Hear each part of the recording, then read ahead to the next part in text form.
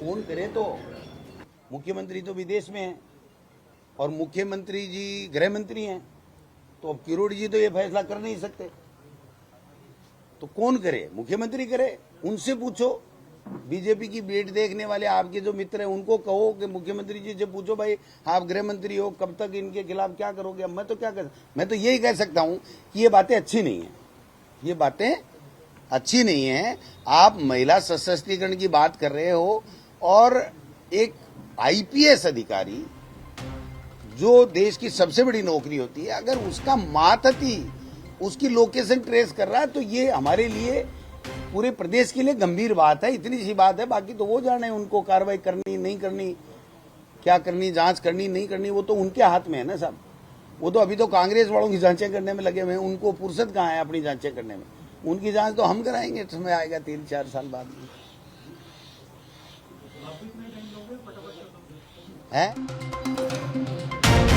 तो अब U turn सरकार बन गई है। डोटासरा का यह बयान, 7 विधानसभा में बीजेपी को 0 सीट मिलेगी।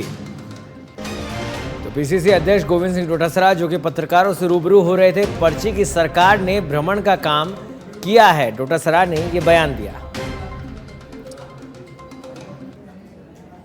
और अब खबर जयपुर से है, जहां मुहाना में नकली घी पर खाद्य सुरक्षा टीम का एक्शन देखने को मिला। मुहाना के केशियावाला में नकली घी बरामद किया गया।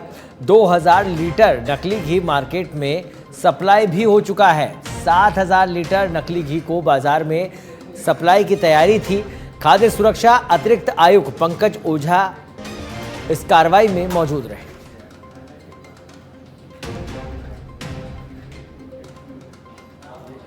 खाद्य सुरक्षा अधिकारियों को इसकी सूचना दी गई। मुहाना मंडी के अंदर ये गोदाम बना हुआ था। 7000 लीटर नकली घी बेचने की तैयारी थी। 2000 बेचा भी जा चुका है, जैसा कि सूचना मिल रही है। जयपुर से ये बड़ी खबर हम आपको बता रहे हैं। मुहाना के केशियावाला में नकली घी पकड़ने की सूचना पर खाद्य विभाग की टीम ने कार्रवाई की है।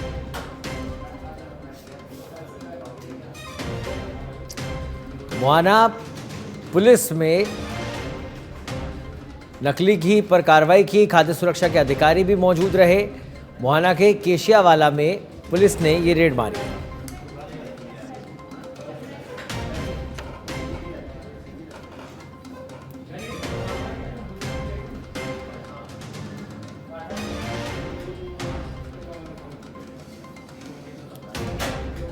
मुहाना के केशियावाला में नकली घी पकड़ने की सूचना, हम आपको बता दें कि सूचना मुहाना पुलिस ने नकली घी होने की सूरत में ये रेड मारी है। खाद्य सुरक्षा अधिकारियों को इसकी सूचना दी गई। तमाम अधिकारी वहां पर पहुंचे और प्रतिष्ठित ब्रांड यानी कि नामी ब्रांड के रैपर और डब्बे मौके से प्राप्त हुए हैं। कुल 7000 लीटर वो नकली घी बताया जा रहा है, जो कि बाजारों में सप्लाई किया जाना था, जिसमें से 2000 लीटर हो चुका है। तो ये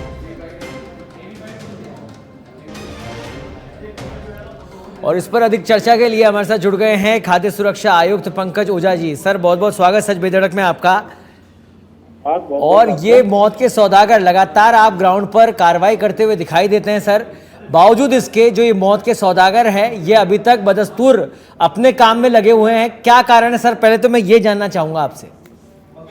इनको किसी कानून का भय रहा नहीं है और लालच और लोभ में ये इतने अंधे हो गए हैं कि आम जनता के स्वास्थ्य और कानून किसी प्रकार का इनका भय नहीं रहा है और लालच की अंधी दौड़ कम समय में ज्यादा पैसा कमाने के लिए किसी भी हद तक जाने को तैयार हो गए। सर क्या कुछ कार्रवाई कही? केशियावाला में गए आप, वहां पर किस तरह की कार्रवाई हुई, किन किन पर गिरफ्तार किया गया और अभी क्या कुछ तैयारी आगे की? वहाँ पर यूपी के 2 लड़के थे, समीर खान और इकरार खान, ये आगरा मेरठ के हैं जी। ये कोई मनीष गुप्ता है, उसके द्वारा ये रखे गए थे और सब मकान किराए पे लिया गया था और नकली घी बना रहे थे 15 दिन से। तो मकान मालिक किराया नहीं मिला तो वहाँ गया तो उसने इनकी हरकतें देखी, उसको लगा कि ये नकली घी है। उसने पुलिस को इंफॉर्मेशन दी और पुलिस से इनपुट मिलने पर हमारे खाद्य विभाग की पूरी टीम ने वहाँ पहुँच करके 1000 लीटर घी भी सीज किया है जी। और सरस डेयरी की जो टीम है उसको बुलाया है। कॉपीराइट एक्ट में FIR दर्ज हुई है और कृष्णा घी का भी बंदा था वहाँ। कृष्णा वालों को हम लगातार ऐसी जो नकली चीज मिलती है तो उनको इन्फॉर्म करते हैं, जी। लेकिन ये आश्चर्यजनक बात है कि उनकी तरफ से हमें कोई रेस्पॉन्स नहीं मिल रहा है और वो कोई एफआईआर अपनी तरफ से दर्ज नहीं करा रहे हैं। बिल्कुल सर, ये भी बड़ा सवालिया निशान है। उनके ब्रांड का नाम यूज़ किया जा रहा है, बावजूद इसके वो लोग कार्रवाई नहीं कर रहे हैं। ऐसे में पंकज जी, आप लगातार ग्राउंड पर अपनी टीम के साथ कार्रवाई करते हुए नजर आते हैं। सर, क्या कमी है, क्या कानून की कमी है जिस वजह से पूरी तरह से रोकथाम नहीं हो पा रही है, नकली घी हो चाहे अन्य नकली खाद्य पदार्थ हो? कानून तो अपनी तरफ से सख्त है, परंतु ये मिलावटखोरों को, नकली बनाने वालों को डर खत्म हो गया है। न इन्हें अपनी सोशल प्रेस्टीज की चिंता है, न आम जनता की चिंता है। और माननीय मुख्यमंत्री जी भजन लाल का भी इनका डर नहीं लग रहा है कि भाई सरकार पूरी तरह से संकल्पित है। सरकार ने संकल्प लिया हुआ है कि किसी भी हालत में प्रदेश को नकली और मिलावटी चीजों का उपभोग वाला राज्य नहीं बनने देंगे जी। तो इसलिए लगातार पुलिस, खाद्य सुरक्षा विभाग और दूसरी सभी टीमें काम कर रही हैं। जी जी बिल्कुल सर, आपका कार्य भी सराहनीय है और सरकार भी तत्परता से लग रही है, लेकिन ये मानवीयता इन लोगों में होना बेहद ज़रूरी है। बहुत बहुत धन्यवाद पंकज जी इस तमाम जानकारी को साझा करने के लिए। बढ़ते अगली खबर की ओर। अलवर के लक्ष्मणगढ़ से बड़ी खबर है, जहां दिल्ली मुंबई एक्सप्रेसवे पर बड़ा हादसा। आपको बता दें कि आगे चल रहे ट्रक में पीछे से घुसी तेज रफ्तार कार। हादसे में कार सवार 3 युवकों की दर्दनाक मौत हुई है। मृतक अनीश, विकास, धीरज बताए जा रहे सीकर निवासी। पुलिस ने तीनों शवों को मोर्चरी में रखवाया है। नौगावा थाना क्षेत्र के रसगन और बुर्जा के पास की ये घटना है। तो हादसे में कार सवार 3 युवकों की दर्दनाक मौत। मृतक अनीश, विकास, धीरज सीकर निवासी बताए जा रहे हैं, जिनकी इस हादसे में मौत हो गई।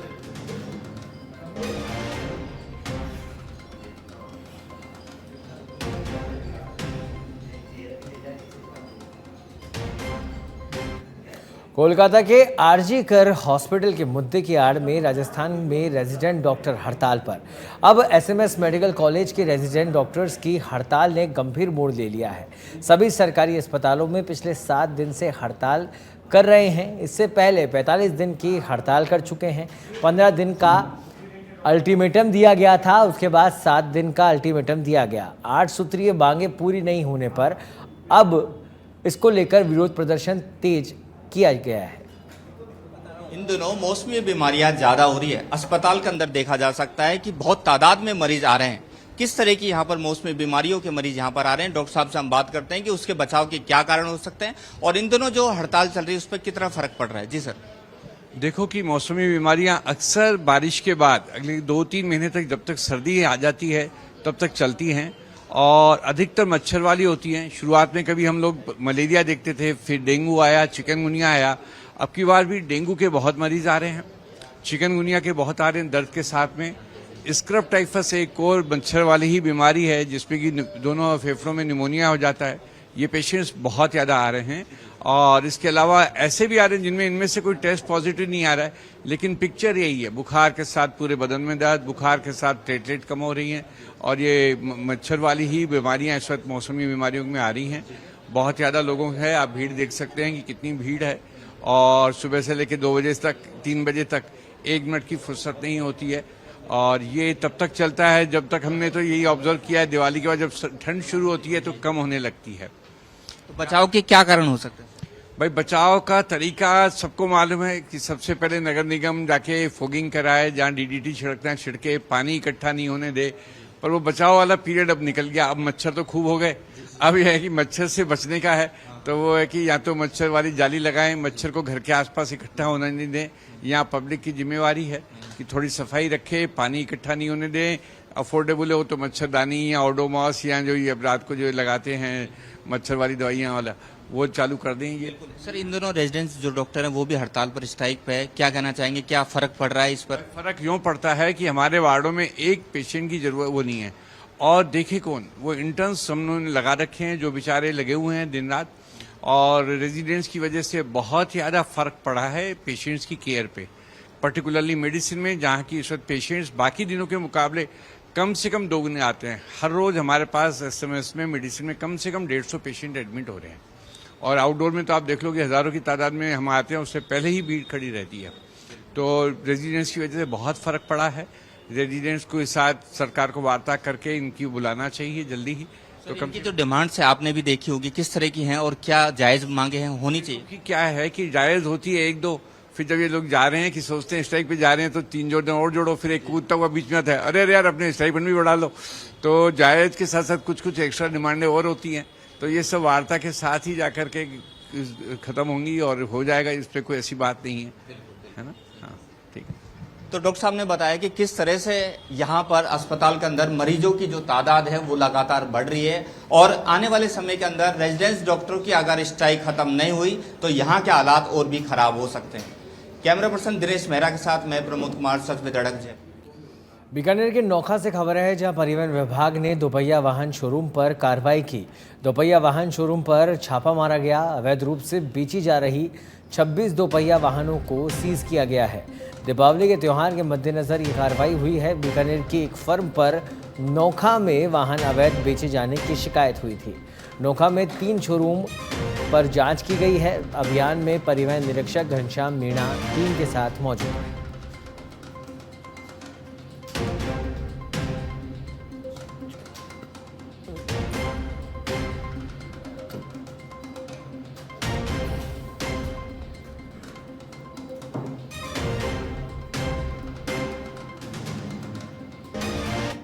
तो करते हैं अगली खबर का। कैबिनेट मंत्री डॉक्टर किरोड़ी लाल मीणा ने सच बेधड़क से खास बातचीत में कहा कि उपचुनाव की खास तैयारियां हैं, सब कुछ तैयार हो गया है। मैं खुद पूर्वी राजस्थान की सीटों पर जाने वाला हूं। चुनाव का साज सज गया है, काफ़ी अच्छी तैयारी है। वहीं 40 प्रधानाचार्य के तबादला निरस्त होने पर उन्होंने कहा कि एक सामान्य सी प्रक्रिया है, इसमें कई प्रधानाचार्य की शिकायत आई, उसको लेकर मैंने लेटर लिखा। इसमें जो कमी रही है उसका सुधार किया जाएगा। एसआई भर्ती परीक्षा रद्द को लेकर उन्होंने कहा कि इसके लिए कमेटी बना दी है और मुख्यमंत्री के हाथ में ये फैसला है। किरोड़ी लाल मीणा के भाई को टिकट के सवाल पर मंत्री ने कहा कि हमारी पार्टी भाई भतीजावाद की नीति नहीं रखती है, जिताऊ कैंडिडेट और जमीनी स्तर के नेता को टिकट देती है। 40 प्रिंसिपल्स का तबादला हुआ, उसके बाद में भाजपा के ही मंत्री ने पत्र लिखा। और ये पत्र क्यों लिखा है? तबादला निरस्त करने के लिए। मंत्री जी से ही जानते हैं। तो ये पत्र आपने लिखा है, आखिर क्यों? आपको क्यों इससे नाराजगी थी या इसमें संशोधन की जरूरत है? मैंने पत्र देखा है, उसमें कोई नाराजगी है? नाराजगी नहीं, इसमें संशोधन की जरूरत है। पत्र में लिखा, मैंने माननीय मंत्री जी जनहित में ये स्थानांतर निरस्त या स्थगित करने का कष्ट करें।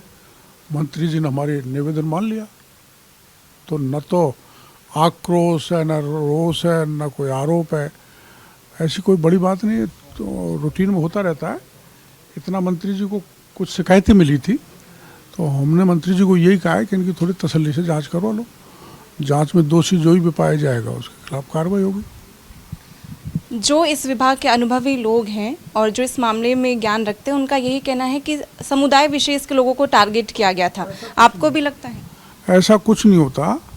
समुदाय विशेष के लोग जैसा न तो पोस्टिंग में जरूर कभी होता है, भैया ST SC का प्रमोशन दे दो, पोस्टिंग दे दो, वो सिलेक्शन कर लो, वहाँ तो आरक्षण है। लेकिन ट्रांसफर में कोई आरक्षण नहीं होता, इनके ज़्यादा कर दिए, इनके कम कर दिए। वो तो वैसे ही, चूँकि वो इलाका ऐसा है, दौसा, सवाई माधोपुर, करौली, जो मीणा बाहुल्य है, उस जाति के लोग हैं, ज़्यादा पोस्टेड हैं, तो ऐसा लगता है कि एक जाति विशेष के कर दिया। ऐसा कोई सरकार का सोच जाति को निशा बनाने का कभी नहीं होता, ना मंत्री जी का था। तो उनकी शिकायतें मिल गई थी। अब चुनाव है तो उसके बाद देखेंगे। आपने तो कहा है कि नॉर्मल सी बात है, लेकिन कांग्रेस ने तो ये मुद्दा उठा लिया है। नेता प्रतिपक्ष जो टीकाराम जूली हैं, उनका यही कहना है कि तो सर्कस से बना दिया है सरकार ने। बिखरने सजने से पहले ही बिखर गया है। यू टर्न लेते हैं, कभी तबादला करते हैं, फिर निरस्त करते हैं। देखो, यू टर्न एक सतत प्रक्रिया है। सतत प्रक्रिया हर जगह है। मीडिया भी यू टर्न लेता है, कोई मुद्दा गलत होता है तो।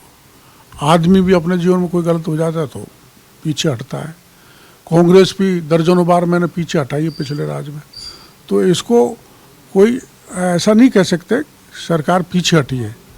सरकार यह है कि भाई जनता का मूड क्या है, जनहित में जो मामला है, जनता जो कह रही है वो करो, तो जनता ने कहा वो मंत्री जी ने कर दिया।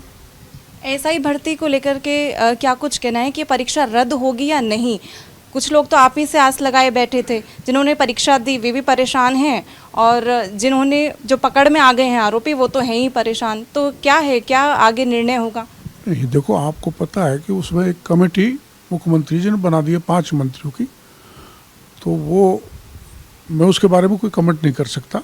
वो क्या रिपोर्ट देगी मुख्यमंत्री जी उसका फैसला करेंगे। उपचुनाव की तारीखों का ऐलान हो गया है, भाजपा की कैसी तैयारियां हैं? हमारा सज गए धज गए मैदान।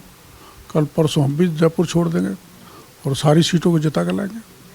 पूर्वी राजस्थान में कैसी तैयारियां चल रही हैं? बहुत अच्छी चल रहा है। हमारे तो वो बूथ स्तर के कार्यकर्ताओं को सम्मेलन भी संपन्न हो गया, शक्ति केंद्र के लोगों का हो गया। 3 मीटिंग हमारी तो पहले ही हो गई। कांग्रेस तो अभी गई नहीं मैदान में, हम तो 1-2 बार घूमे आए। पूर्वी राजस्थान में आपका दबदबा माना जाता है, वहाँ के लोग आपको मानते हैं कि बाबा ये हमारे तो करता धरता। अब आपके कॉपी तो तैयार हो नहीं सकते, आपने इतना संघर्ष किया है, लेकिन आपके भाई को भी उसी रूप में देखा जा रहा है।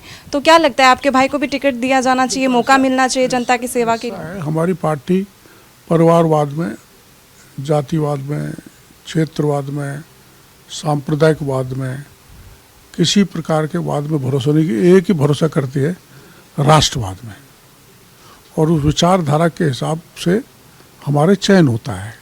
भाई भतीजावाद बिल्कुल नहीं चलता। तो पार्टी जो भी तय करेगी उसका काम करेंगे। तो ये थे हमारे साथ मंत्री डॉक्टर किरोड़लाल मीणा, जिन्होंने तबादला में जो निरस्त हुआ है, ये प्रक्रिया जो हुई है सामान्य प्रक्रिया इन्होंने बताई है कि यू टर्न कभी कभी लेना भी पड़ता है, ये इन्होंने कहा है। और उपचुनाव की खास तैयारियां हैं वो भाजपा के हो चुकी हैं। कैमरामैन हेमंत शर्मा के साथ मैं नेहा जोशी, सच पे धड़क, जयपुर।